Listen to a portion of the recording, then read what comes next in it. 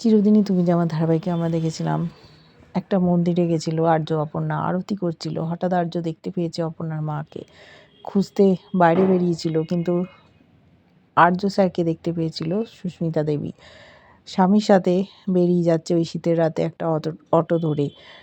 অপর্ণা চলে এসেছিল, বলেছিল তোমার মাকে দেখেছি। ও খুব রেগে গেছে, কেন আর্য বলেনি। কিঙ্করকে খবর দিয়েছিল, কিঙ্কর ওর মা বাবাকে গুন্ডা পাঠিয়ে তুলে নিয়েছে। এদিকে মীরাকেও ডেকে পাঠিয়েছিল আর্য, বলেছিল কেন তুমি এদের সাথে এরম করলে, ক্ষমা চাইয়েছে। মীরাও রেগে গেছে, প্রতিশোধ নেবে অপর্ণার উপর।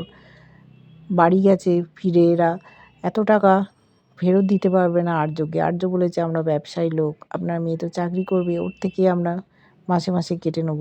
অষ্টমঙ্গলা হয়নি তাই বাড়িতে ঢুকতে পারলো না অপর্ণা, মা বাবাকে জড়িয়ে ধরেছিল। বাড়ি ফিরে যাচ্ছে ওরা, কিন্তু আর্য খুব অভিমান হয়েছে, কেন অপর্ণা বিশ্বাস করছে না আর্যকে। আর্য বলেছে তো বুক দিয়ে আগলে রাখবে ওর পরিবারকে। অপর্ণা ক্ষমা চেয়েছে, কিন্তু আর্য কিছুতেই মানছে না।